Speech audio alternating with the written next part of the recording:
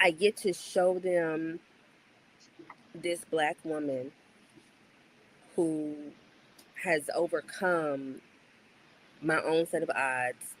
They get to see that in real time.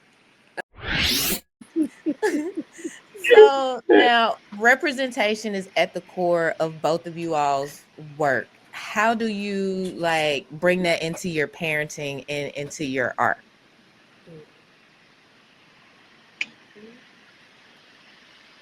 Um, I'm real big on exposing my children. If it's something new, something different, museum, an activity, and most of the time we are the only people of color there. But I want them to know that it's possible. So I've been a teacher longer than I've been a mother. So, and I've worked in all spectrums of the inner city children or the white people's school. I've been in school settings where it's people of color who parents are doctors and judges and lawyers, and to see the difference in how much they value education. Now, I know that I'm a strong teacher, and I know that our children need us. So that's why I refuse to go back. Because once I seen it, and I'm like, yeah, these kids, what they call them, silver spoon kids, like, yeah, I can educate them. I can get them to read, they can write. But most of the time, because of the family, those people value education. So for me and my talents, I like to be in settings where the parents 9 times out of 10 aren't telling the children to do homework.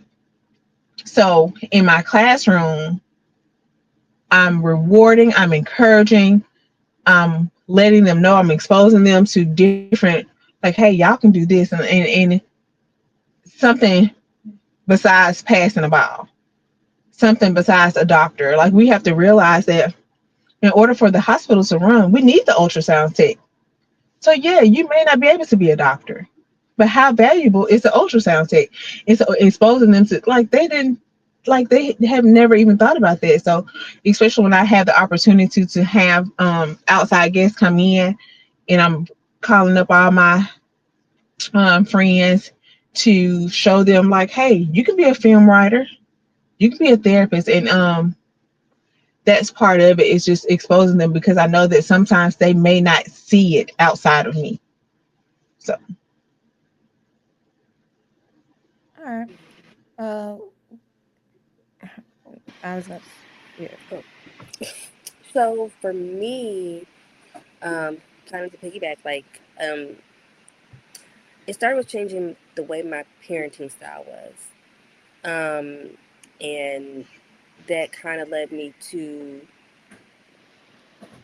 kind of digging a lot deeper into representation, especially when I got into writing. It was because I didn't see enough books that I felt were a representation of just Black culture. But not only that, if I did see a book that had a Black character in there, sometimes it felt like kind of like a trick, because then you found that the author was white.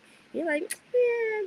So it was like, how do you combat that? Now that I'm, in the industry, obviously I see there's a lot more of us, but it's still not enough of us in this space, whether it's independent or traditional.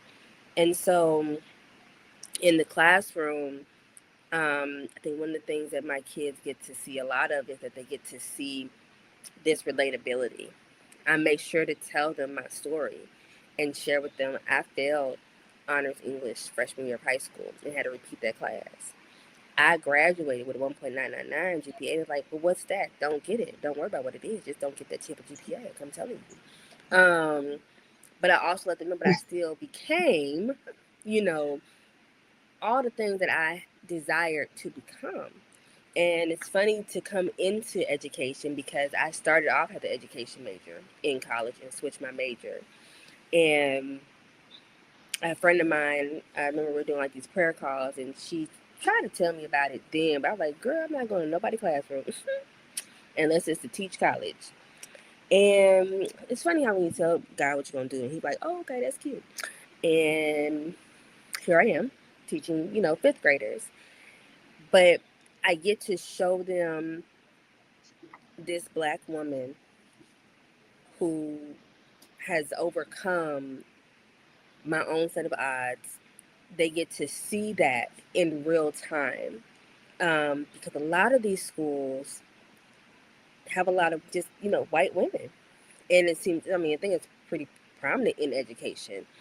And so to be at a school that's predominantly black, you're not seeing a lot of black lead teachers in your face who look like you, and I just think it just speaks a lot to them.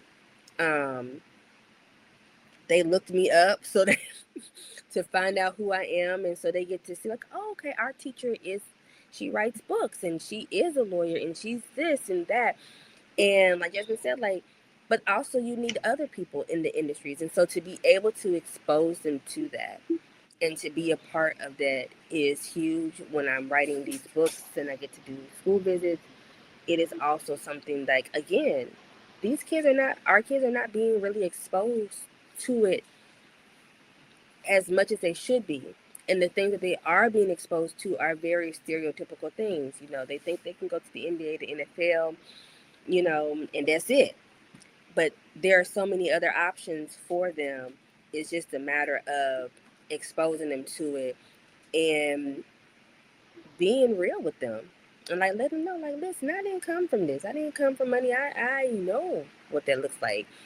But I also know what it is to get through it and to get to the other side, and that I'm in this classroom because I want to be, not because I gotta be or I have to be. I want to be there, and it's an honor and it's a privilege for me to be able to serve.